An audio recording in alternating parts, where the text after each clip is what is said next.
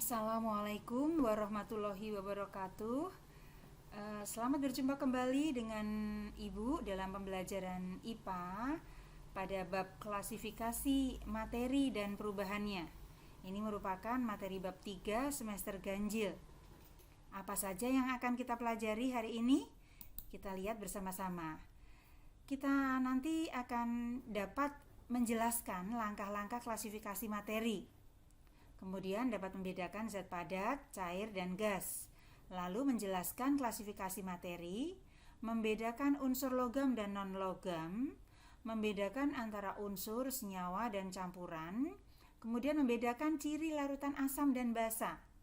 Bisa juga menjelaskan beberapa cara pemisahan campuran. Inilah yang harus kita kuasai dalam pembelajaran hari ini. Ini tujuan pembelajaran kita hari ini. Mari kita belajar bersama-sama. Siapkan buku kalian, buku paket dan buku catatan. Disimak bersama-sama ya. Mari kita mulai. Langkah-langkah klasifikasi materi. Ya, jadi bagaimana cara mengklasifikasikan materi?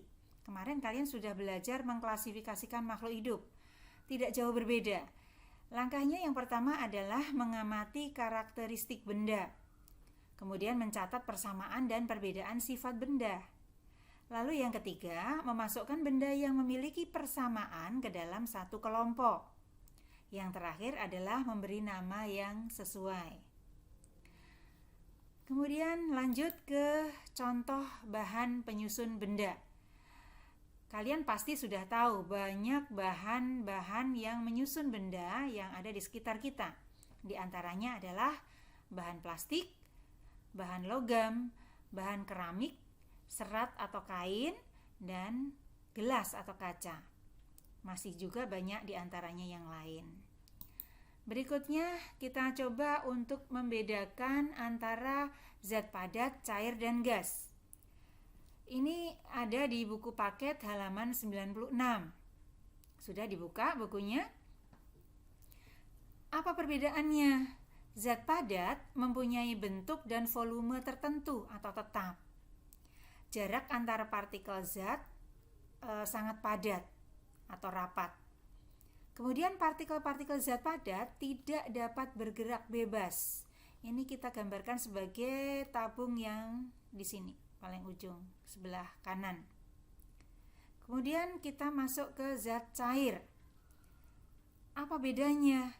Zat cair mempunyai volume tertentu tetapi tidak mempunyai bentuk yang tetap, bergantung pada media yang digunakan atau wadahnya. Jarak antar partikel zat cair lebih renggang. Partikel-partikel zat cair dapat bergerak bebas namun terbatas. Ini contohnya adalah yang ada pada tabung yang kedua yang di tengah. Yang ketiga adalah zat gas. Untuk gas, ini tidak mempunyai volume dan bentuk yang tertentu. Jarak antar partikel gas sangat renggang dan partikel-partikel gas dapat bergerak sangat bebas. Ini bisa kita lihat di tabung yang sebelah kiri.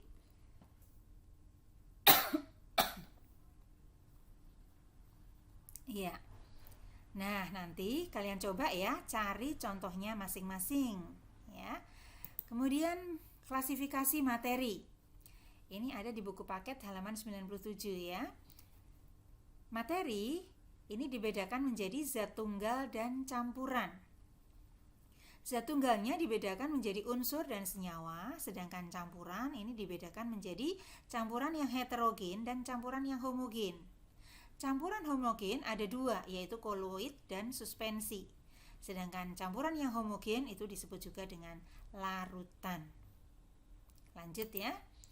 Nah, unsur itu dibedakan menjadi unsur logam dan non-logam serta ada lagi semilogam. Ya. Nah, kalau kita melihat unsur logam dan non-logam dulu kita bandingkan di sini ya. Ini unsur logam satu berwujud padat kecuali air raksa.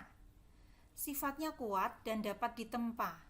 Dapat menghantarkan listrik dan panas atau bersifat konduktor. Sedangkan unsur non-logam dapat berwujud padat, cair, dan gas. sifatnya rapuh dan tidak dapat ditempa, tidak dapat menghantarkan listrik dan panas atau isolator, kecuali grafit. Ya, ini ada di buku paket halaman 101, coba kalian simak ya. Sambil kalian coba cari contohnya masing-masing ya, dicoba nanti. Berikutnya, perbedaan sifat unsur, senyawa, dan campuran. Nah, ini juga merupakan pengertian dari unsur ya. Jadi unsur itu merupakan zat tunggal yang tidak dapat diuraikan dan terdiri atas satu jenis atom saja. Kemudian senyawa. Senyawa adalah merupakan zat tunggal juga tapi dapat diuraikan, tersusun atas dua jenis atom atau lebih, dan mempunyai perbandingan massa zat penyusunnya, dan perbandingannya adalah tetap. Campuran ini campuran ya. Campuran itu berarti ada beberapa zat yang bercampur maksudnya. Dapat diuraikan, tersusun atas dua jenis atom atau molekul atau lebih. Perbandingan massa zat penyusunnya tidak tetap.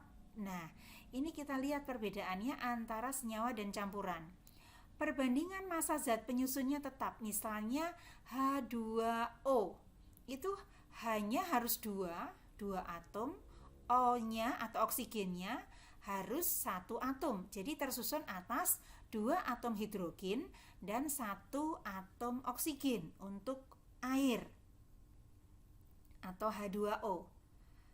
Kalau misalkan ditambah lagi oksigennya menjadi H2O2, maka bukan lagi menjadi air, akan menjadi zat atau senyawa yang lain. Sekarang kita lihat untuk campuran. Contohnya adalah air gula. Kita campurkan 1 sendok makan gula ke dalam 1 gelas air atau setengah gelas air dulu. Setengah gelas air dicampur dengan 1 sendok makan gula pasir. Setelah kita campur, kita aduk, maka akan terlarut ya. Setelah larut, kita cicipi, oh rasanya manis ya. Itu namanya apa campuran yang kita buat tadi? Air gula. Sekarang kita coba tambah airnya. Tetap namanya air gula. Kita tambah gulanya jadi 2 sendok. Ya, itu tetap air gula juga ya kan? Jadi di sini perbandingan massa zat penyusunnya tidak tetap, boleh berbeda-beda tapi tetap menjadi campuran yang sama. Nah, sekarang coba cari nanti contoh yang lainnya juga ya. Berikutnya, sekarang kita masuk ke cara memisahkan campuran. Ada beberapa macam cara yang akan kita bahas di sini.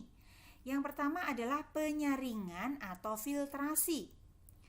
Ini adalah untuk memisahkan cairan dan padatan yang tidak larut berdasarkan perbedaan ukuran partikel zat-zat yang bercampur.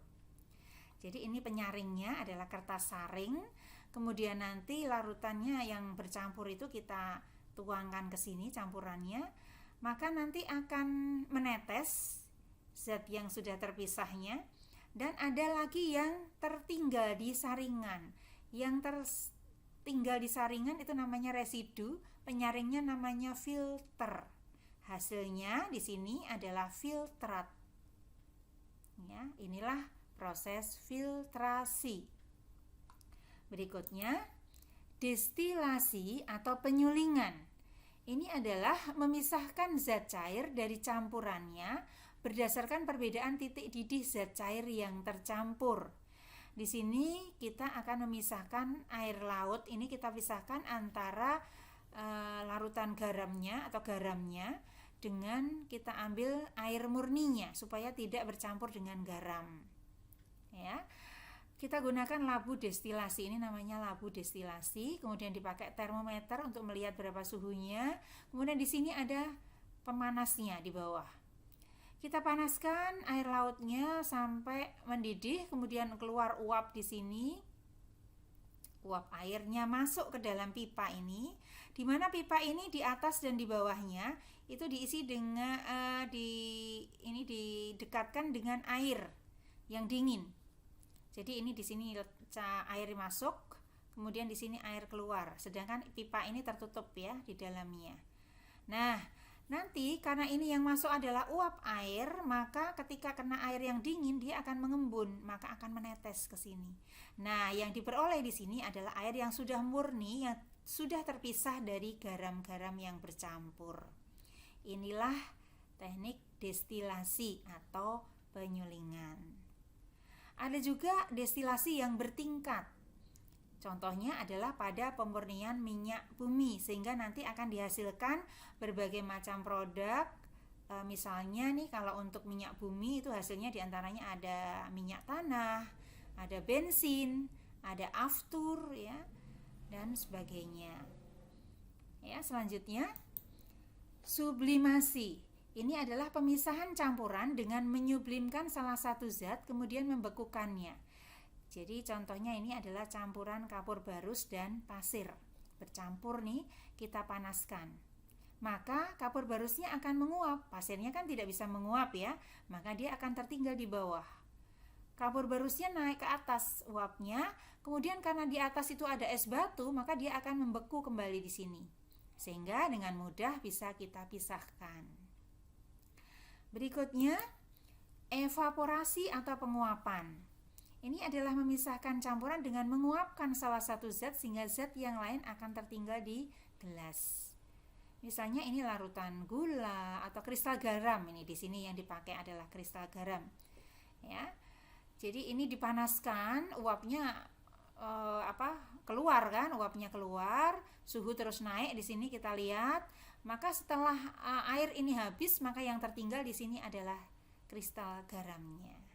Begitu ya. Berikutnya kita akan mempelajari tentang sifat-sifat benda. Ternyata sifat-sifat benda itu bisa dibedakan menjadi sifat fisika dan sifat kimia. Sifat fisika adalah sifat yang berkaitan dengan keadaan fisik suatu zat. Contohnya adalah bentuk, warna, bau, kekerasan, titik didih, titik beku, titik leleh, daya hantar, ukuran partikel, dan massa jenis atau densitas. Sedangkan untuk sifat kimia adalah sifat-sifat yang berhubungan dengan mudah atau sukarnya zat tersebut bereaksi secara kimia. Kita lihat selanjutnya ya. Nah, ini perubahan materi kaitannya dengan sifat fisika dan kimia tadi. Ini ada perubahan materi. Ada dua macam juga perubahan, yaitu perubahan fisika dan perubahan kimia. Perubahan fisika adalah perubahan zat yang tidak disertai dengan terbentuknya zat baru. Contoh, menguap. Ini dari air, misalnya ya, yang berwujud cair atau zat cair, air misalnya, menguap menjadi gas. Tetap uapnya itu adalah uap air.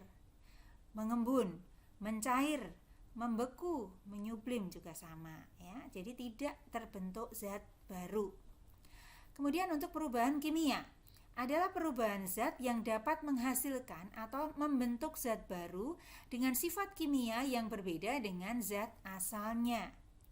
Nah, ciri-ciri perubahan kimia diantaranya adalah terbentuknya zat baru, terbentuk gas, terbentuknya endapan, terjadinya perubahan warna, dan terjadinya perubahan suhu.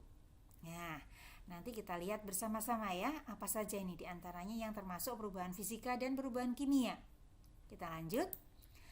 Ini perubahan fisika dan perubahan kimia contohnya. Yang pertama, yang termasuk perubahan fisika diantaranya adalah beras diubah menjadi tepung beras. Tetap strukturnya sama, ya, cuman berbeda ukurannya. Kayu diubah menjadi kursi, zatnya masih sama. Ya, hanya berubah bentuk. Gula dilarutkan ke dalam air, masih sama. Gula manis dilarutkan ke dalam air, airnya masih manis, berarti masih ada gulanya. Artinya yang berubah hanya ukurannya. Bola lampu listrik menyala, ini juga tetap. Air berubah menjadi es, tidak ada perubahan juga ya. Nah, sekarang perubahan kimia. Contohnya singkong menjadi tape.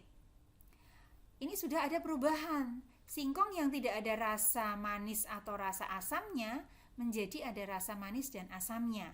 Teksturnya juga berubah dari yang agak keras ya menjadi lembut, lebih empuk ya. Kemudian pembakaran kayu, ini juga kayu yang dibakar itu akan menjadi arang. Wujudnya sudah berubah, zatnya juga sudah berubah. Makanan basi, ini juga rasanya sudah berubah, wujudnya atau bentuknya juga ada perubahan. Susu diubah menjadi keju, rasanya dan wujudnya juga berubah, zatnya berubah. Perkaratan besi, nah karat besi itu berbeda dengan besi, jadi itu adalah zat yang baru. Nah, ini adalah contoh-contoh perubahan fisika dan perubahan kimia. Coba nanti dicari contoh-contoh yang lain ya. Nah, sampai di sini untuk penjelasan Ibu hari ini. Untuk penjelasan berikutnya akan kita lanjutkan minggu depan dengan percobaan ya. Nanti kita akan mencoba bersama-sama melakukan eksperimen. Kemudian tugas-tugasnya nanti akan Ibu tulis di deskripsi. Jadi coba tengok di bagian deskripsi ya. Untuk yang belum dipahami atau bagian-bagian yang dirasakan sulit, kita nanti akan coba bahas bersama-sama kembali ya. Sampai di sini dulu. Terima kasih atas perhatiannya. Wassalamualaikum warahmatullahi wabarakatuh.